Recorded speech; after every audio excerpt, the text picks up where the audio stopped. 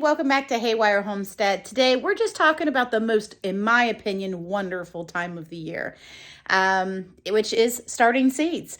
I get super excited about it because it's time to start growing again. And we've had unusually warm weather this past week for February. We've been in the 70s several times, breezy, sunny, 60s and rain. It's just been nuts. And then last night it went down in the upper 20s, and now we're back up around 40. And I believe we're supposed to be in the upper 20s again tonight, and then we'll be back trending back up again, which is pretty unusual for us. Typically here in Southern Ohio, in February, that tends to be our coldest month. So we've actually had a pretty warm February. We've got trees budding outside. I even heard the spring peepers peeping the other night. But enough about that and our crazy weather. We are going to get on to what I do for my seed starting mix.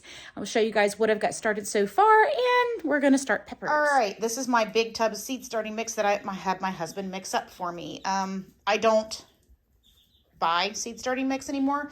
We buy the components and make big batches ourselves. So what we've got in here is peat moss for one,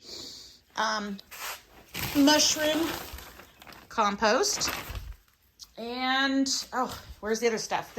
My garage is a mess, sorry guys. And then this is your perlite. So perlite helps make the soil loose and aerated, and it also helps hold the moisture. So those are the three main components, and then we also add, to make it more or less of a, actually kind of like a potting soil, so that way when the seeds start, they do get a little bit of nutrition. My husband adds a little bit of this. I'm going to put down in the comments below how many parts of what he uses, because I had to ask him. But this is an all-purpose organic, just an organic fertilizer, and we just add a little bit of that to it. Once he mixes it up inside my big tub, then I add water to it to pre-moisten it. You always want to pre-moisten your seed starter mix, whether it's one that you buy or one that you make.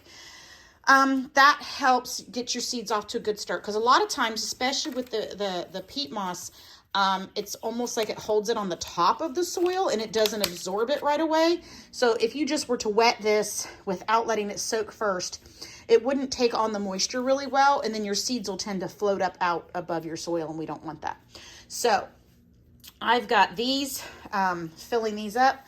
We're using the Haas tool trays, Haas Tools seed starter trays. I get those in a pack of 5. Now they are not cheap, but guys, trust me, they are well worth it. We're recycling some just 6 cell pack containers. I do have a couple of the big cell 160, I think they're 162 cell cubes from Haas Tools as well. But I've already used those on all my tomatoes, so I'm using these.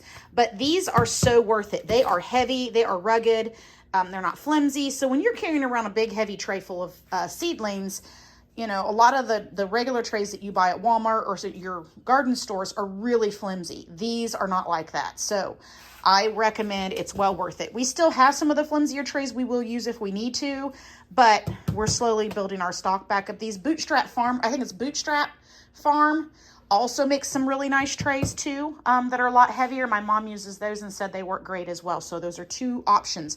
You want this bottom tray to be nice and heavy and rugged, so that way, you know, you're not trying to carry it around and then it bends and collapses on you, and then all your seedlings wind up all over the ground. This is the fun part. We get to decide on which seeds to grow.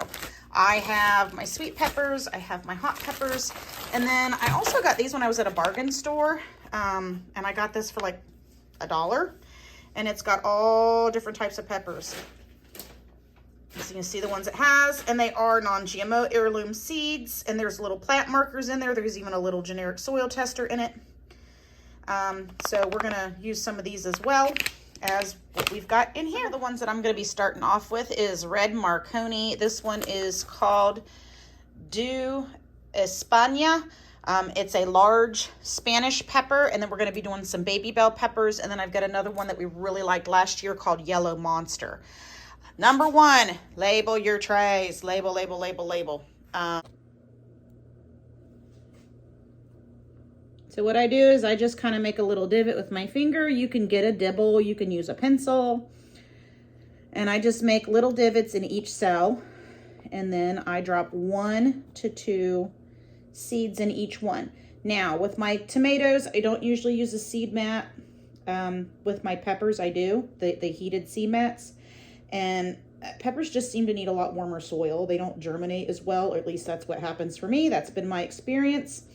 And I've asked other people who are gardeners, and they say to really help with the pepper germination, cover the tray if you can to help retain moisture.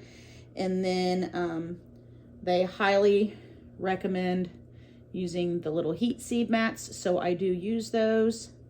If you're off grid, I'm sure you could set them close to your wood stove to get them going as well.